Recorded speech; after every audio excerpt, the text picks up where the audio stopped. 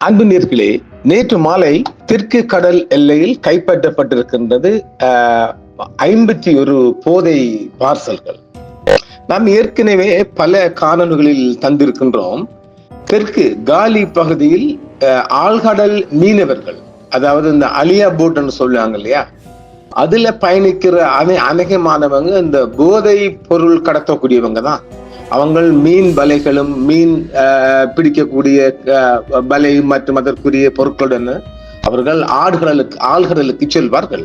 இவர்களை ஆழ்கடல் மீனவர்கள் என்று நாங்கள் ஏற்கனவே சொல்லி இருக்கின்றோம். 1 மாதம், 1 வாரம், 2 வாரம் அப்படி என்று நிறைய ஐஸ்கள் எல்லாம் எடுத்துக்கொண்டு பெரிய வகையான மீன்களை பிடித்து கொண்டு கரைக்கு வருவார்கள். 2 வாரம் கடந்து 1 மாதம் கடந்து மந்திகள். இவர்கள் அநேகமானவர்கள் இந்த போதை பஸ் கடத்தல் கூட்டத்துக்கான ஒரு போதை பஸ் ஸ்பைஸ் சொல்லலாம்.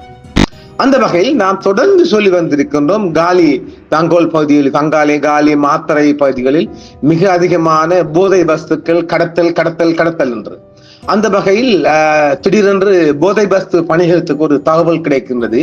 1 மாதத்துக்கு முன்பாகவே அவங்களுக்குள்ளே காட்டி கொடுக்க வெளியாயிட்டாங்க.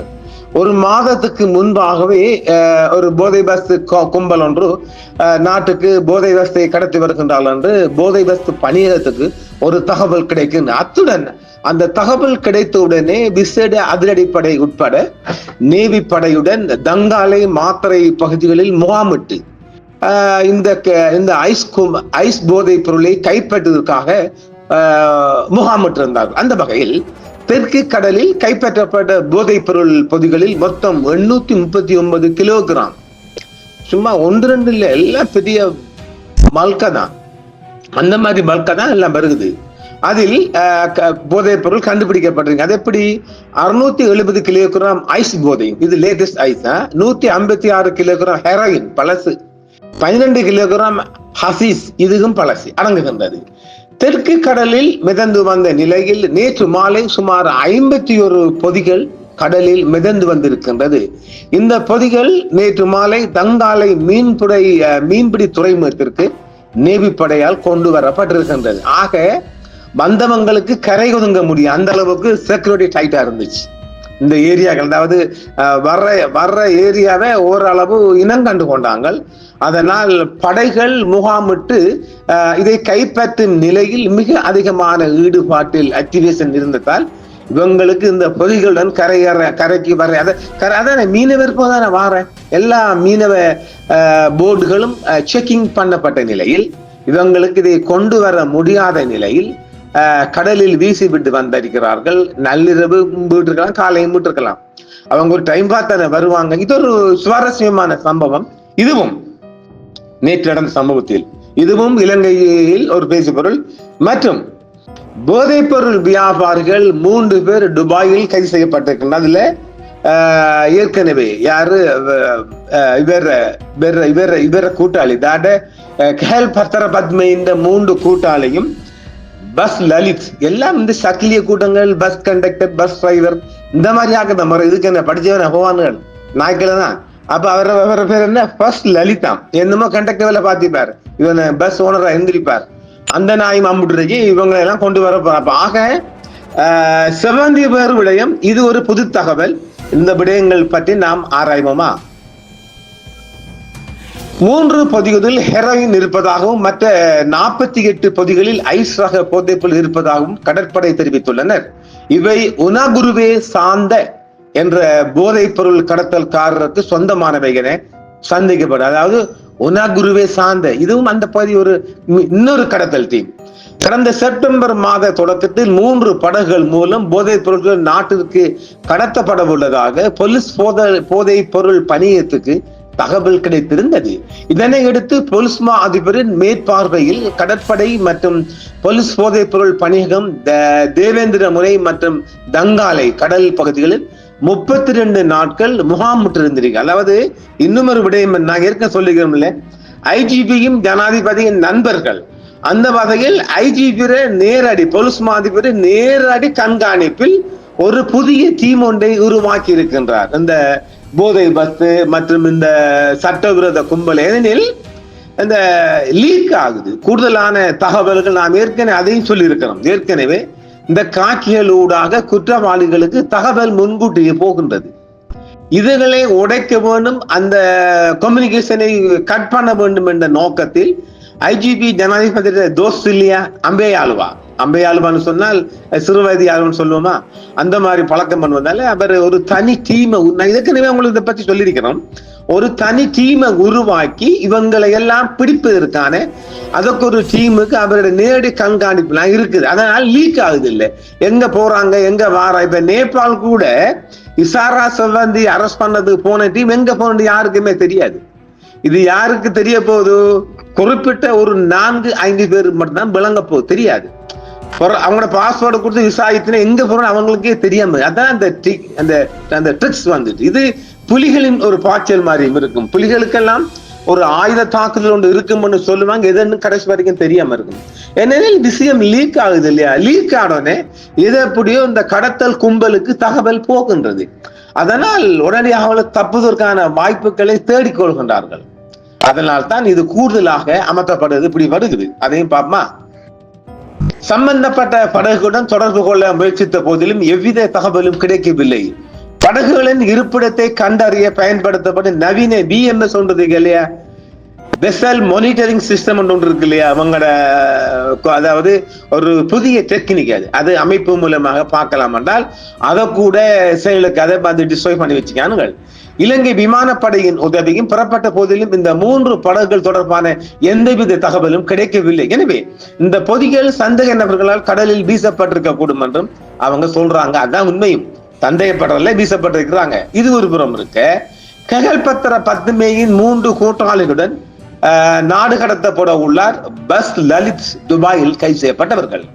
2021-24 ஆண்டில் 39.2 பில்லியன் மதிப்புள்ள சொத்துக்களை, பில்லியனா நோ பிபி, பறிமுதல் செய்யப்பட்டன. இந்த ஆண்டு மாத்திரம் 730 மில்லியன் சொத்துக்கள் இந்த போதை வஸ்து கும்பலிடமிருந்து பறிமுதல் செய்யப்பட்டிருக்கின்றது. இந்த ஆண்டு இதுவரை சிறப்பு காவல்துறையால் 5.7 மில்லியன் சோதனை செய்யப்பட்டன. 4000 பேர் கைது செய்யப்பட்டனர். 1,22,000 பேர் விசாரணைக்காக இடைநீக்கம் செய்யப்பட்டனர். 35,000 பேர் திறந்த வரண்டில் ஓபன் வரன் மூலம் கைது செய்யப்பட்டனர். திட்டமிட்ட குற்ற சந்தேக நபரான சஞ்சீவி குமார சமரத்ன அல்லது கனைமுல்ல சஞ்சீவி கொலை தொடர்பாக தேடப்பட்டு வந்து தப்பியோடிய பெண் சந்தேக நபர் பின்புற தேபகே இசார செவ்வந்தி நேபாளத்தில் நேற்று கைது செய்யப்பட்டார். இன்று நண்பகல் மாக்கில் கொழும்புக்கு வருகின்றார்கள் ஏவாங்க விமானம் மூலமாக. அது நம்ம இன்னும் ஒரு தகவல் இருக்குது, அதை நாம் பிறகு பார்ப்போம். குற்றப்பண்ண CID மற்றும் நேபாள காவல்துறையால் நடத்திய கூட்டு நடவடிக்கையின் போது மேலும் 4 பேர் கைது செய்யப்பட்டிருந்தனர். இந்த ஆண்டு பிப்ரவரி 19 ஹவுஸ் ஆஃப் மஜிஸ்ட்ரேட் நீதிமன்ற எண் 5 சமரத்ன சுட்டுக் கொல்லப்பட்டார். சந்தேக நபரான 20 வயதான செவ்வந்தி பொல்லாத ராணி, ஆனா கொஞ்சம் சிக்கு பக்கம் ஆயிட்டாங்க. துப்பாக்கி சூட்டு காரணமான துப்பாக்கிதாரி சமிந்தர் திசான் பி மங்கா. இவன் பேர் ஆரம்பத்துல முஸ்லிம் எடுத்துட்டு, அதாவது இப்பயும் பாருங்க சில இந்த துவேச ஊடகங்கள் இவனை முஸ்லிம் சொல்றாங்க. இவன் எங்கது பத்திரமுல்ல பகுதியில், அதாவது மகரக்காம ஏரியா சேர்ந்தவன், முன்னாள் ராணுவக்காரன் ஷமிந்தி திசான் பி மங்கா இவன் பேரு. இவனை இப்ப முஸ்லிம் இப்பயும் சொல்றாங்க, அவன் முஸ்லிமே கிடையாது. பாதுகாப்பு அமைச்சரே சொல்லிட்டார் அவன் சிங்கள பையன். ஆனால் இந்த முஸ்லிம்களை பம்புக்குங்கிற சக்கிலிய கூட்டம் எப்படி சொல்லுது, இன்னும் அவனை முஸ்லிம் தான் சொல்றாங்க. இது எப்படி இருக்குது? இந்த நேற்றும் ஒருத்தன் கொடுத்தானா முஸ்லிம் தான் கொடுத்தானா. இப்ப ஆக முஸ்லிம் தான் பம்புக்கு, அது முஸ்லிமே இல்லைன்னு அரசாங்கம் சொல்லி நாடாளுமன்றத்துல அமைச்சரே சொல்லிட்டார். ஆரம்பத்துல இந்த துப்பாக்கி கோர்ட்ல நடந்த துப்பாக்கி, நீதிமன்றத்துல நடந்த துப்பாக்கி சூட்டுல அவன் ஒரு முஸ்லிம் தான் சொல்லப்படுது, தில்சான் இல்லை, அவன் முஸ்லிம் அல்ல. சமிந்தி தில்சான் பி மங்கா அவன் பேரு.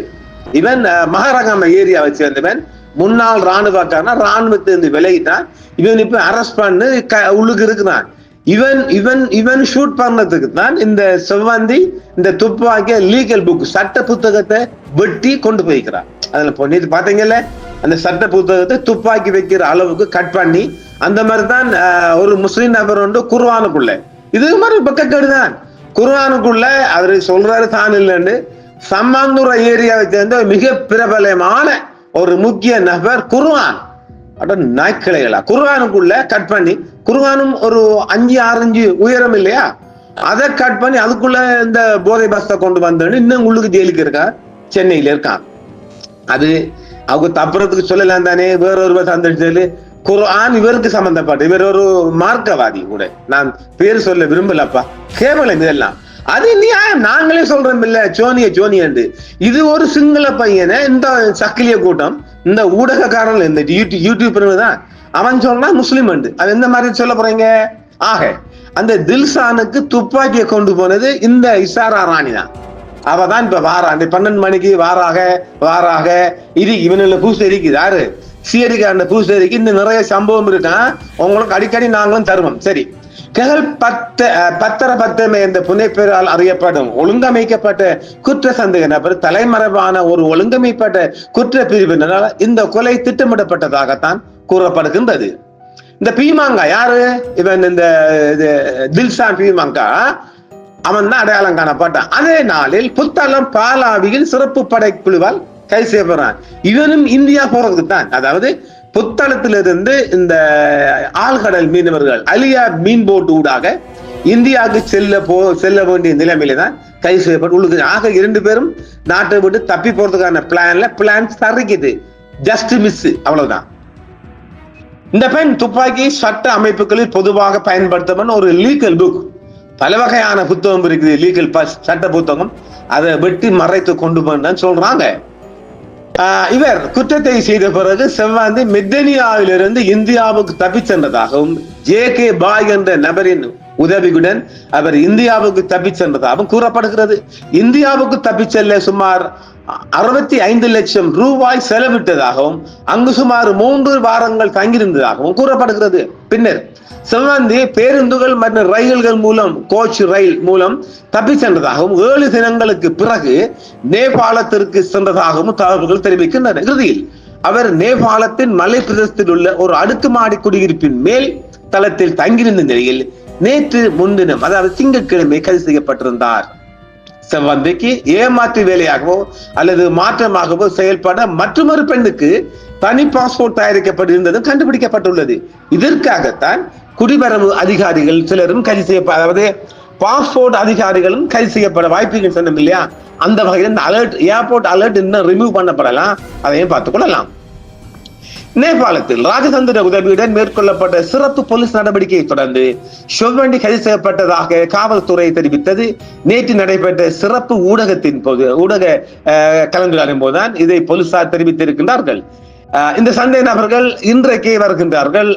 ஆக இதற்கிடையில் வெளிநாடுகளில் வசிக்கும் இலங்கையின் ஒழுங்கமைக்கப்பட்ட குற்றவாளிகளுக்கு 40க்கும் மேற்பட்ட சிவப்பு அலர்ட் கொடுக்கப்பட்டிருக்கின்றது. இவர்கள் கூடுதலாக இருக்கின்ற நாடுகளை பற்றியும் வெளியாகிருக்க தகவல். ஒழுங்கமைக்கப்பட்ட குற்றவாளிகள் சட்டவிரோத சம்பாதித்த சொத்துக்களை பறிமுதல் செய்ய காவல்துறை நடவடிக்கை எடுத்து வருவதாகவும், 2021 ஆண்டு முதல் கடந்த ஆண்டு 24 வரை 39.2 பில்லியன் மதிப்புள்ள சொத்துக்கள் பறிமுதல் செய்யப்பட்டதாகவும் காவல்துறை தெரிவித்திருக்கின்றது. 2025 ஆண்டு 730 மில்லியன் மதிப்புள்ள சொத்துக்களை பறிமுதல் செய்யவும் நடவடிக்கை எடுக்கப்பட்டுள்ளதாகவும் அவரது செயல் சொல்லுகின்றது. இவைகளில் 354 தங்க சவரன்கள், 72 வாகனங்கள், 35 வீடுகள், 37 ஏக்கர் நிலம் மற்றும் 670 மில்லியன் ரொக்கம் ஆகியவை அம்புட்டிருக்கிறது. தீவு முழுவதும் மேற்கொள்ளப்படும் சிறப்பு போலீஸ் நடவடிக்கைகள் குறித்து அவர் பேசினார். அதன் கூற்றுப்படி இன்று வரை ஜனவரி 1, 25 முதல் இன்று வரை இந்த நடவடிக்கையில் 5.7 மில்லியன் மக்களை ஆய்வு செய்துள்ளது. பாலியல் வன்கொடுமை, கொள்ளை உட்பட பல்வேறு குற்றங்கள் தொடர்பாக 4082 பேர் கைது செய்யப்பட்டுள்ளனர். அதே நேரத்தில் 1,22,000 பேர் சந்தேகத்தின் பேரில் விசாரணைக்காக அரஸ்ட் பண்ணப்பட்டும் அவர்கள் சிலர் விடுவிக்கப்பட்டும் சிலர் இன்னும் உள்ளே இருக்கின்றார்கள். மேலும் இந்த ஆண்டு இதுவரை 1996 துப்பாக்கிகள் பறிமுதல் செய்யப்பட்டிருக்கின்றது. அவற்றில் 66 டைப் 56 ரைபிள்கள், 69 பிஸ்டல்கள் மற்றும் 60 ரிவால்வர்கள் இருந்தன. மற்ற இடங்களில் ஒழுங்கமைக்கப்பட்ட குற்றச்செயல்கள் நபரான லலித் கண்ணங்கரா, பஸ் லலித் என்று அழைக்கப்படும் ஐக்கிய அரபு எமிரேட்ஸின் துபாயில் கைது செய்யப்பட்டுள்ளனர். அவர்கள் இந்த 2-3 தினங்கள் வெரி ஷார்ட்லி அவர்களும் நாடு கடத்தப்பட இருக்கு. இதே நேரம் ஐரோப்பிய நாடுகளிலும் தலைமறைவாயிருப்பதாகவும் போலீசாருக்கு தகவல் கிடைத்திருக்கின்றது. ஆக அங்கிருந்தும் மிக கூடுதலாக இன்னும் ஒரு தகவல் மேலமாக இத்தாலியில் தான் கூடுதலாக இவர்கள் இருக்கின்றார்கள். அதாவது இத்தாலியில் கூடுதலான சிங்களவர்கள் இருப்பதால் அங்கு இந்த போதை வஸ்து கும்பலின் பொறுப்புதாரிகள் அல்லது போதை வஸ்து கும்பலின் மன்னர்கள் தேடப்படுகின்றவர்கள், இந்த ரெட் அலர்ட் கொடுத்தவர்கள், இன்டர்போல் மூலம் தேடப்படுகின்றவர்கள் மிக கூடுதலாக இத்தாலியில் பல கிராமங்களில் ஒளிந்திருப்பதாகத்தான் தகவல் கிடைத்திருக்கின்ற. ஏனெனில் அங்கு சிங்கள மக்கள் அதிகமாக வாழும் பகுதி என்பதால் இதை கொஞ்சம் தேடி பிடிப்பதும் கடினமாக இருக்கும். காலப்போக்கில் ஓரளவு இவர்களும் கைது செய்யப்படுவார்கள் என்றும் நம்பலாம். மீண்டும் மற்றும் ஒரு காணொளியில் சந்திப்போம். நன்றி நேயர்களே. என்றும் உங்களுடன் சன்ரைஸ் இந்தியா டிவி சப்ஸ்கிரைப் பண்ணுங்கள், பெல் பட்டனையும் கிளிக் செய்யுங்கள். உங்கள் ஆதரவே எங்கள் சேவை. ஆதரவு தாருங்கள், அரவணைப்போம். மறக்காம சர்ப்ரைஸ் பண்ணுங்க. தேங்க்யூ.